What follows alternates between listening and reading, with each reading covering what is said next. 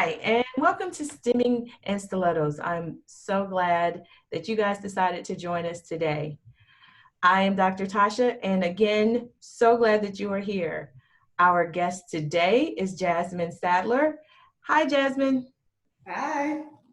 I'm really glad that you're here. So, as we do with every single guest on the show, tell us your STEM story. Okay, I'm originally from Detroit, Michigan, and both of my parents are computer specialists, and my brother ended up pursuing computer engineering, but I didn't really know or like computers that much at the time. But my parents just had the insight to put me in a lot of different engineering programs and activities and events. So it's a lot of things outside of school. So on the weekends or in Latchkey, which was after school programming, or during the summer breaks. Initially, I was going to kind of like day camps and summer, just sports camps. And then they started putting me in more engineering camps. And we could go on location to different universities, spend the night, spend a few weeks there for some of them. And so it was, they got me exposed to it, but they never really brought it home. They never really brought what they did at work home. So I didn't know that, but I really did enjoy math a whole lot. And so by the time I was in 8th grade, I was tutoring my classmates in algebra, usually in the middle of class, because I would just understand things in the different way that the teacher was teaching them. So then I was like, well, if I get the same answer that she gets, then I'm gonna just do it my way. And then when my classmates weren't understanding the way that she was teaching, then I would say, okay, well, this is how I got it, And so that's when I realized I loved math. I was good at math. I learned it differently, and then I really helped my classmates learn it too. And so that's where I got kind of the STEM bug, the math part of it. And then, as we know, math is the foundation to everything else in STEM. At that point, I think I wanted to be a CPA, so combining money and math together and being a Okay. certified public accountant. And then my brother really encouraged me, you should really consider engineering. So again, he ended up pursuing computer engineering. And then I'm like, okay, well, just let me figure out which type I'll do. And so whichever one's kind of close to being a CPA. And then didn't really encounter an engineering that was similar to that. But then when I was in high school and had to decide on an actual major, there was a space shuttle disaster that happened. And so then that's when I said, I'll do aerospace engineering to make sure that people are safe when they're going into space. So that's why I pursued aerospace engineering. But then from there, most of my career has been in turning air into energy. And so you can do that in space shuttles, but then you can also do it with aircraft engines. You can do it with windmills. You can do it with gas turbines, oil turbines. And so that's what most of my career has been in, is turning air into energy. Oh, I love that, turning air into energy.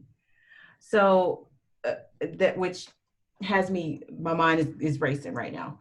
So I know that windmills, wind turbines are really, they're a thing right now. I think that they're not so much here though. Can you tell me what is your thought or reason why you think it's not a big deal here? Like, why aren't we more into clean energy, wind turbines, sort of using the air to create energy that can power homes and other and buildings and all sorts of air, using the sun as well. So why do you think it's not big here in the So US? I live in California, in San Diego, and so Oh, it's kind of big in California. And then there's some places where you can see like windmill farms in California, where it's the middle of the desert, like Palm Springs. They hmm. have like tons of windmill farms there. But in California, it is a bigger deal.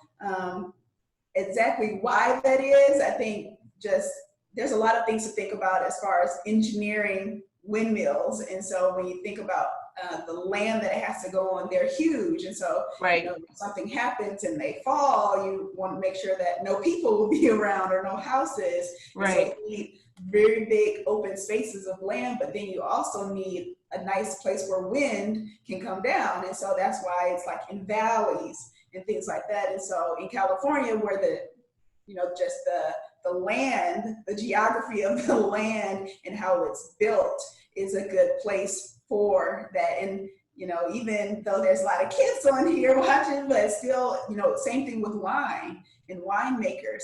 That's why you can only kind of, well, not only, but you get the best wine in certain climates in certain areas. So like Napa, and then near San Diego, there's a place called Temecula where it's like just like the perfect land conditions and the perfect climate and wind and just enough frost and just enough heat. And so all of those things. And so even if you want to be a winemaker one day, that a lot of engineering careers is not just about what people want to do in their heart or what's best for that environment. Sometimes you have to really think about the land that you're Right. doing on.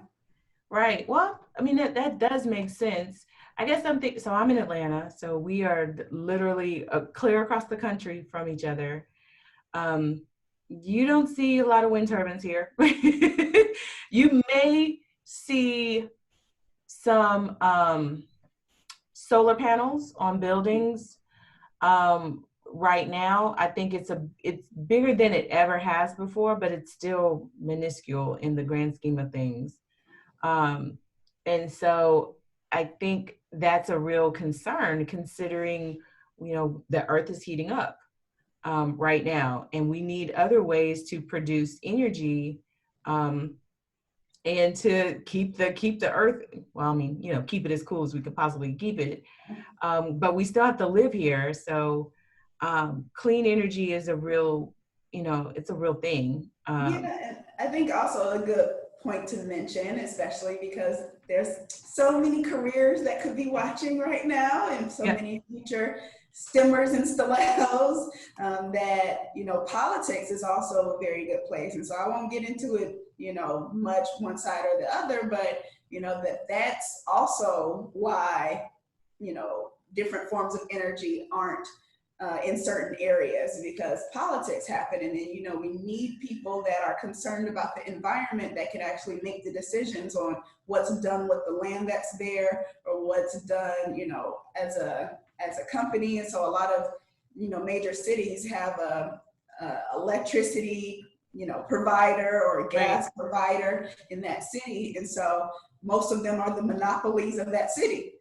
And Yeah. so then, trying to convince these monopoly companies to maybe change what they currently do or diversify what they do with their company, and then invest in something that they've never even considered investing in. And now you have to have money and government funding and other things to go with all of that. And so that's also just, I guess, a really good point to mention that, while we need stimmers all throughout what we do, all throughout politics, all throughout the economy, throughout the world, in all of our professions, so that's why we need women who are caring about things like this in these different fields. Yeah. Well, I totally agree with that. That's the whole premise behind the show, is to um, basically get the voice of women in STEM, minority women in STEM, get y'all's voices out here, so girls who look like us can see us, can hear us, and know that hey, there's a place for you. That thing you thought, I don't know, please go ahead and do that. We're waiting for you. We have support for you. We want to mentor you. We want to make sure that you're successful. So this is I think this conversation is interesting for a lot of different reasons, but when we are talking about these careers that maybe we haven't thought about, that's really vitally important. I mean, and environmental pieces, whether you're on the STEM side of it or you're an advocate for it. If we really need to be more intentional about it, because this is the only place we have. Like we're not going anyplace else, right? Right. The earth is it. So we really need to be taking care of it. And Yeah. in a real sense, like I was having a conversation with a friend of mine, this is a while back, but she lives downtown and she has solar panels, and she was talking about going off the grid. And I was like, oh, I'm so intrigued, you know? And so she was just like, I'm really close to being able to go off the grid. And, you know, it's like right now my power bill is like $2 or something. She was saying, it was like, and her house is not, it's not small. It is not small. And so I was just like, wow, that is amazing. And I'm really glad that she's been able to do that. But and I guess in my thought, I was like, how do we make this?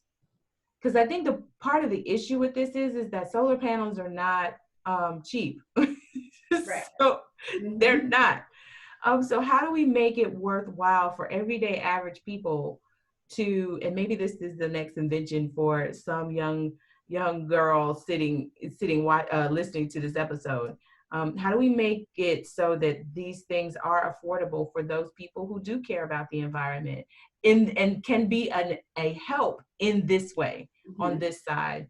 So some young engineer or, hopefully you will take this on and conquer and master it, and we will be buying from you and you will become a millionaire. There you go. I mean, and that's what it's really about. Is that's why a lot of girls and a lot of minorities, people of color, whatever you want to, Black individuals go into STEM careers is because we realize the way that it can change our communities or change, our families' lives or change, just make. For me, I went into it to save lives of astronauts one day, and so that's why a lot of girls go into this, is that you see that there's a space of void that you can fill.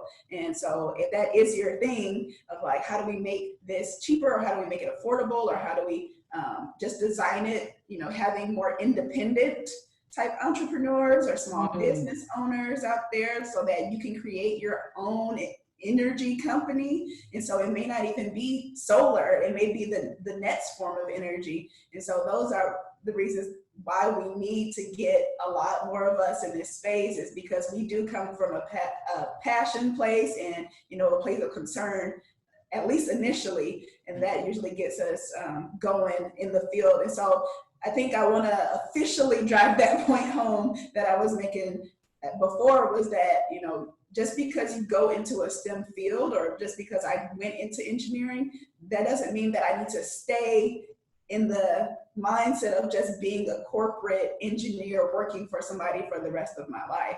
And so, right. that really expands the options, because when a lot of us go into engineering, we think we have to work for a company and retire from that company, one day. But the reason that I went into engineering is so that I could get more girls to go into engineering. It wasn't for me to be a better engineer. And so, the way that I engineered energy and turbines and things like that is similar. It's still that similar engineering mindset. So I'm still an engineer, and I'll always be an engineer, but I don't have to be one in the corporate space. Now I'm one in the education space. And so, that's why we need all of us in here, getting that STEM profession, because now, I have some friends that have STEM degrees, but are now congresswomen, and so things like that, or, school board candidates. And so, all of us, when we have that STEM background, then people find us more credible. And then, like, you're an engineer. And so for me, I'm a rocket scientist. So, even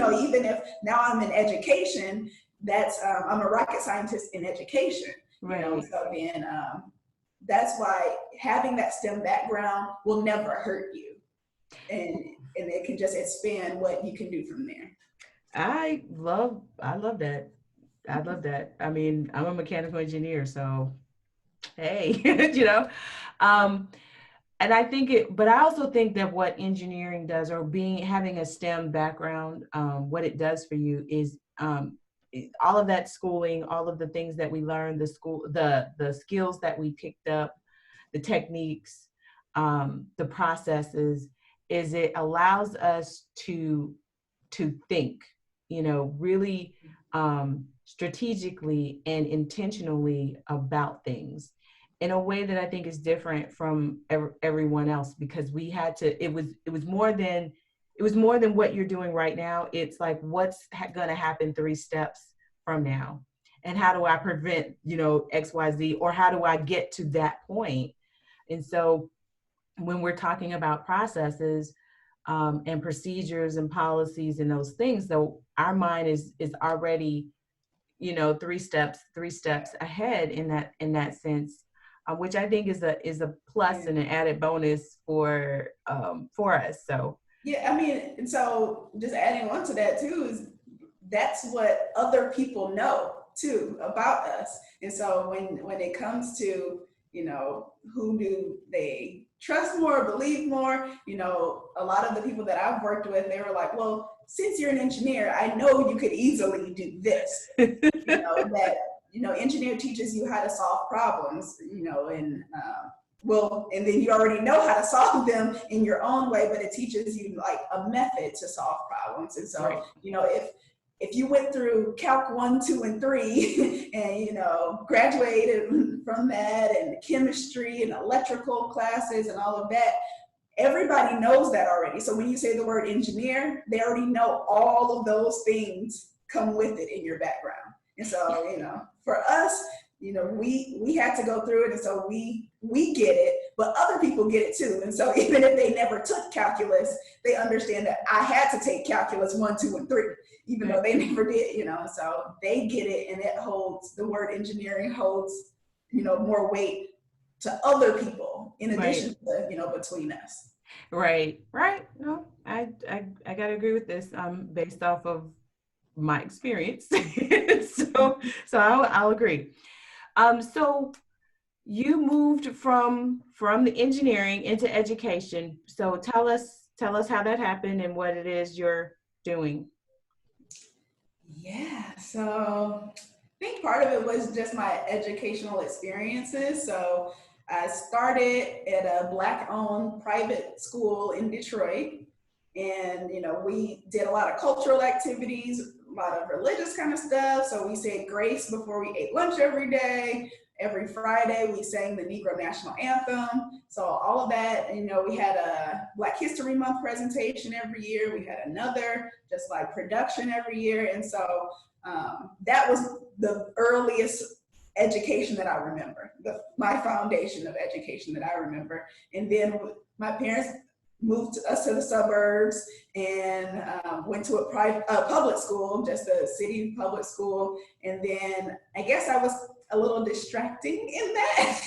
And so nowadays, they may document that as some mental health issue or something like that. But at the time, and with my parents' input, they actually put me in the talented and gifted program, which was at a different school, but still a public school. And yeah, so that was also part of my experience of being a gifted student.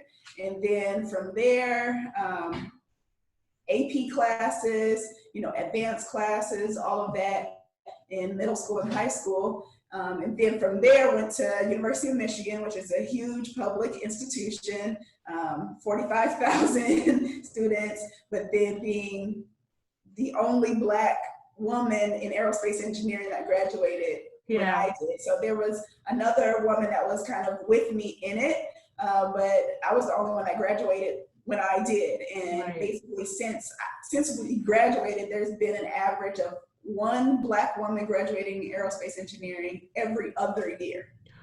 Wow. So out of 45,000 students, one Black woman aerospace engineer every other year on average. Wow. So that's part of it. And then while I was a student there, I studied abroad in Hong Kong.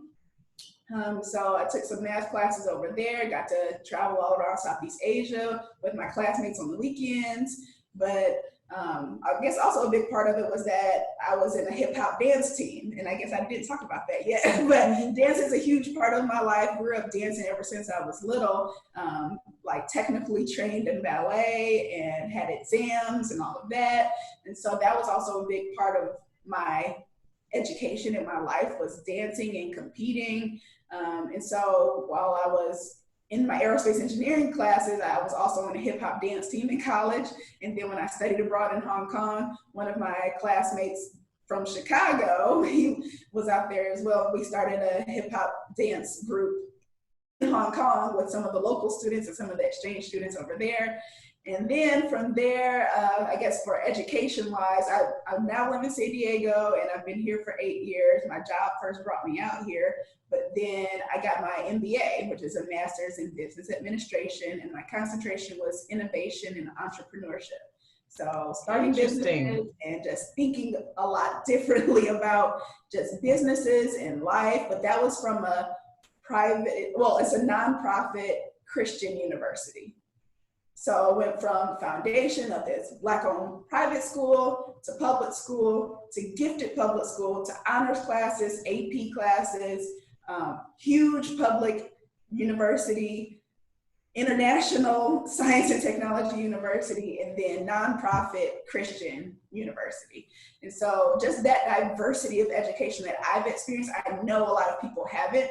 And so I bring a lot of these different little nuggets and different ways of teaching, different ways of evaluating students' performance and understanding of what's going on. So that's the big part of education and why I guess I'm into it. And then, like I said before, with the tutoring and getting my friends to love math and getting, just even adults. And so I tutored a deacon from my church in math because he was trying to finish calculus at the community college so he could pursue a bachelor's in engineering. And it's just like, I've just always been really passionate about getting people to love math, but then understanding if you don't get math, it's going to be really tough to get the rest of this.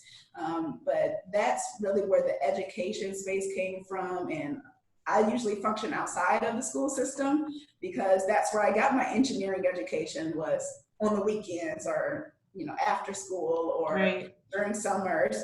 And then same thing with dance. That's where I got all my dance education, was outside of school. And so, so that's kind of come full circle for me to just realize like the best education experiences that I've gotten, the two lasting ones, engineering and dance, I didn't even have at school. And so, now I function a whole lot outside of the school system, but now because of distance learning, now people are contacting me as, their children's primary math educator.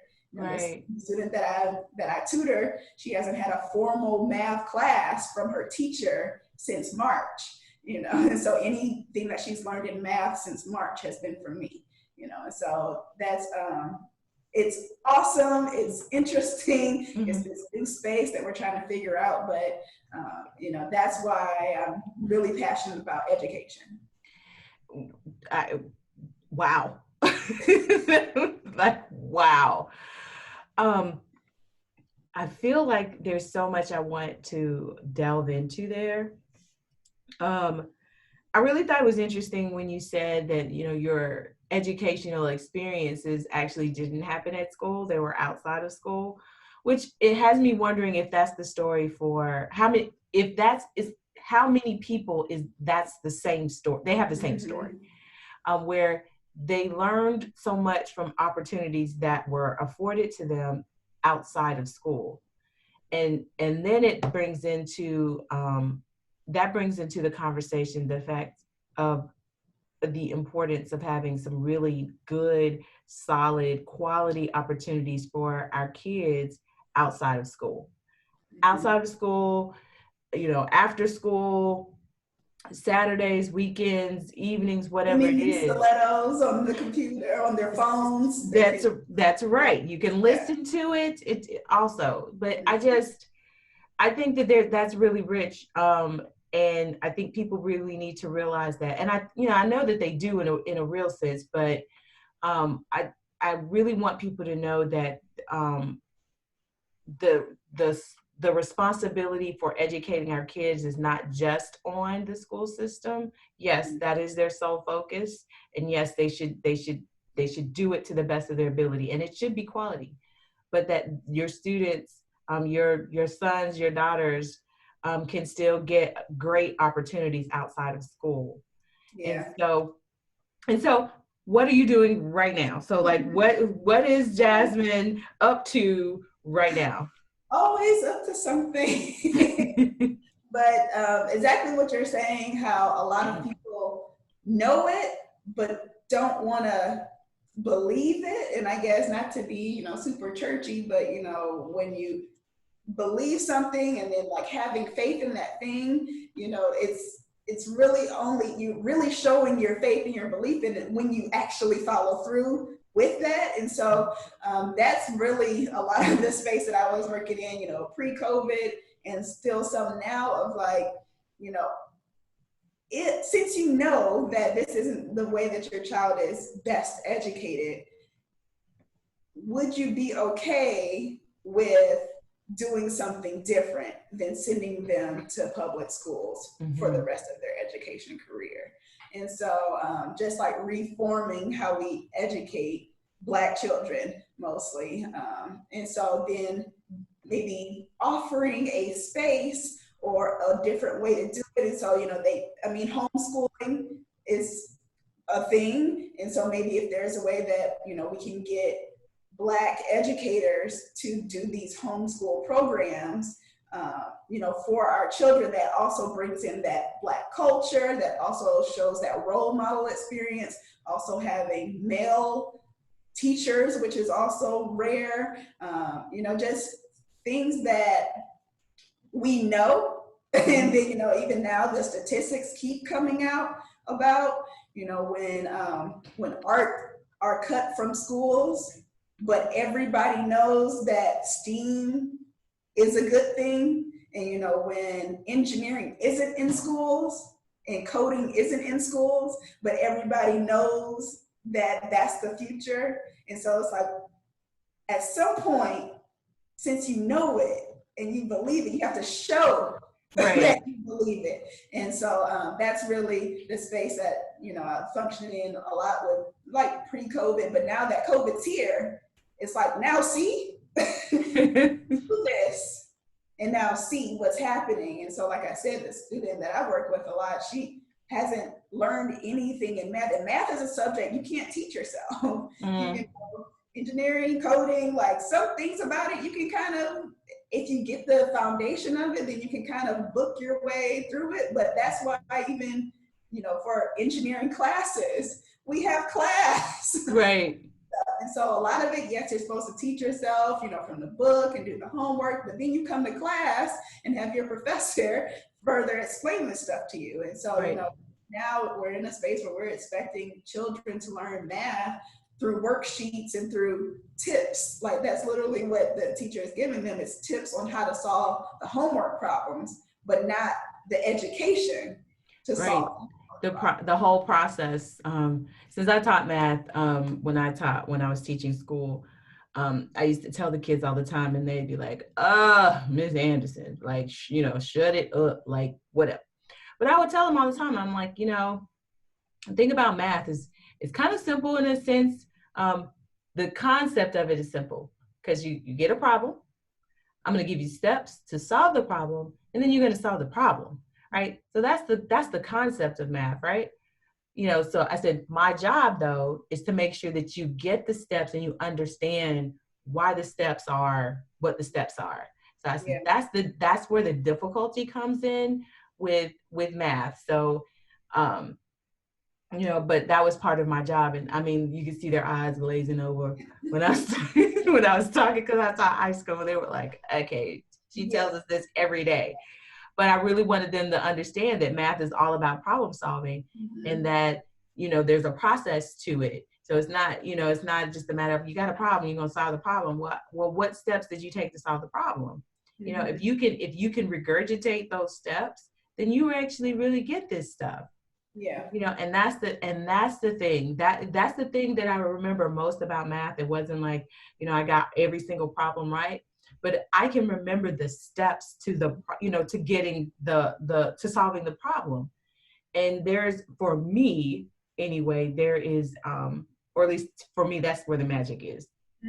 Yeah, I mean, and then that's why as a tutor, I can understand what they actually understand and what they don't understand, because I'll have them tell me the steps as they're doing them, and so like, do you actually get that? But then I also make them take notes, and I'm like, then if you don't remember the steps, look at your note sheet and read off your notes that you wrote, and to walk me through how you're doing this thing. And so, and that's the thing, with being an ambassador for If Then and all the women that are in that space. And there's a lot of PhDs in like mathematics. And I'm like, I don't even know what that means. Like, what do you do with that? And what they've even told me and what I now teach my students is that once you get some of these basic concepts in math, and even if you have something that's really huge, a really huge math problem, and then you can understand, you can like kind of transform it into a simpler thing. And so like if you have your phone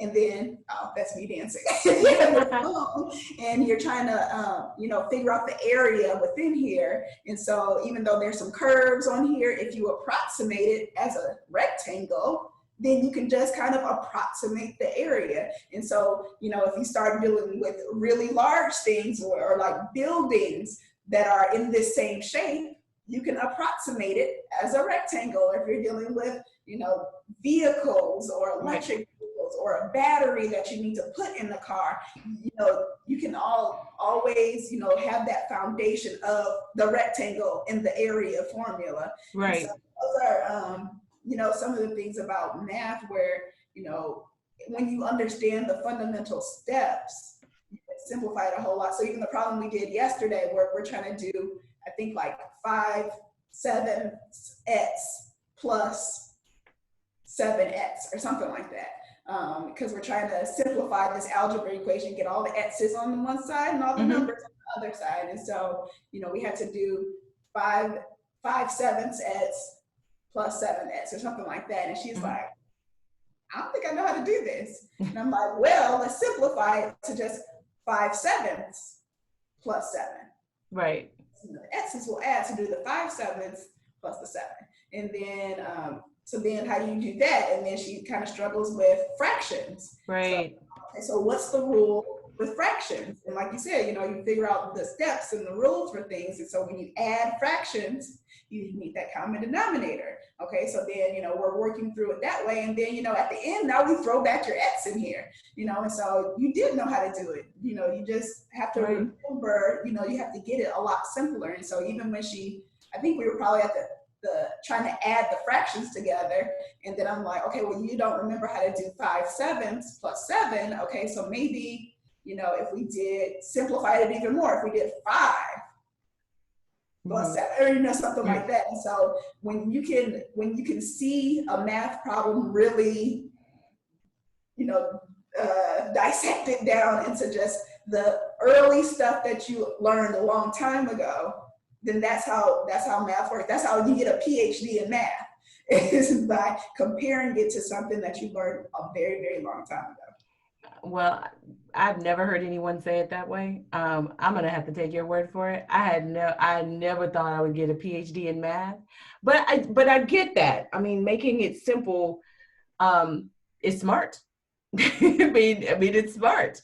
I mean, because there can be some of the concepts in math they can be abstract, and so if you are able to make it simple, or to take it back to something that you are familiar with, then I mean, yeah, that's smart. I actually think you can use that concept in life in general. So let me take this back to something that I'm familiar with, that looks like something I know.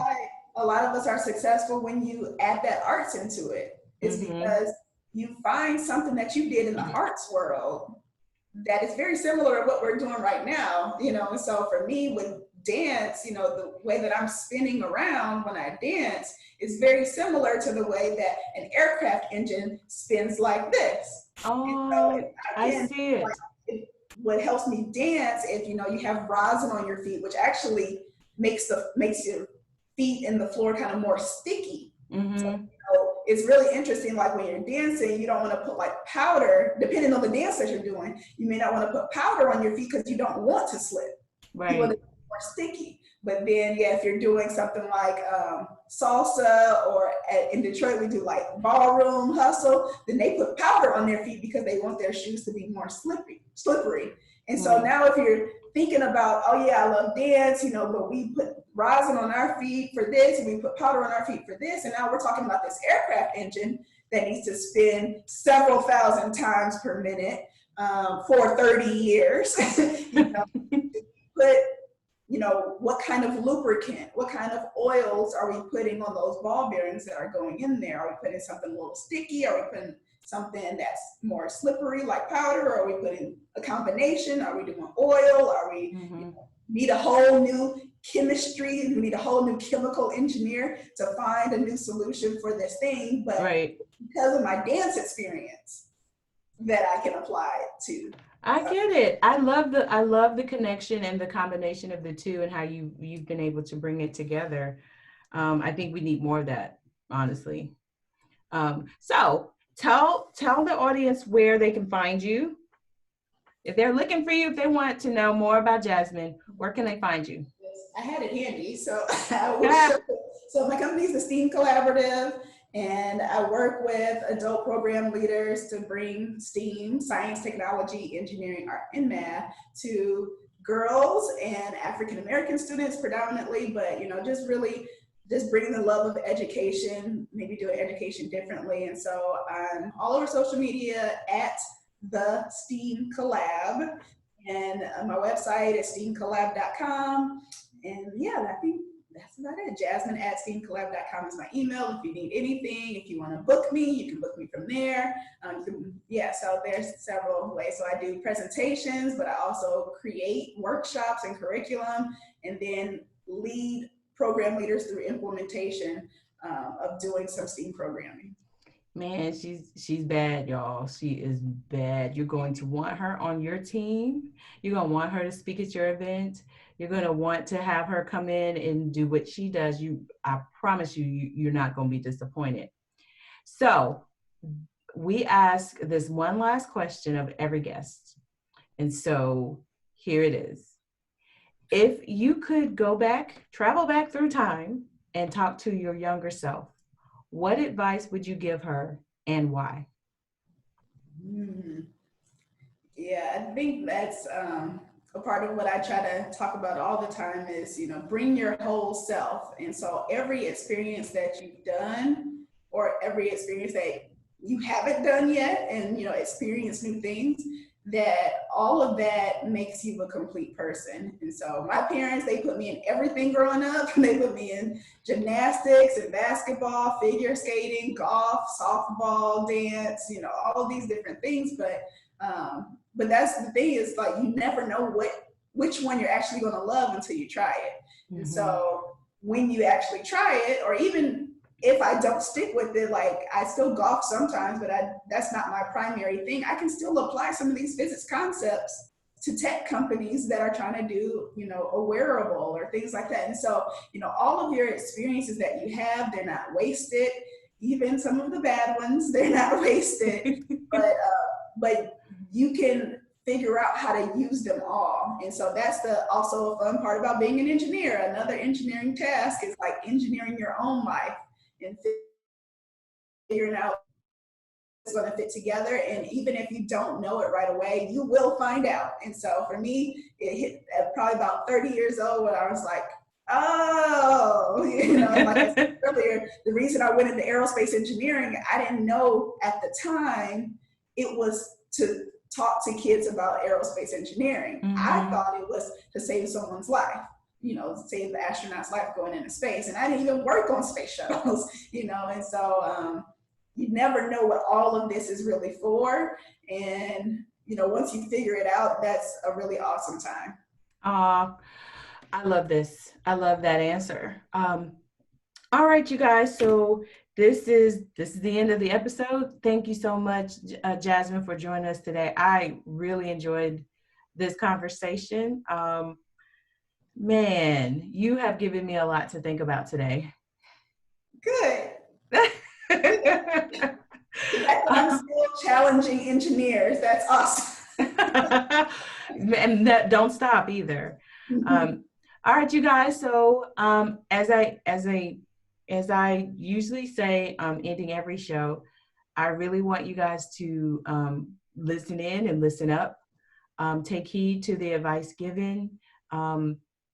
If you've learned something new, if this concepts or the concepts you heard on the show today hit you in a certain place, go on and share it. Tell everybody about Stimming and Stilettos where you are.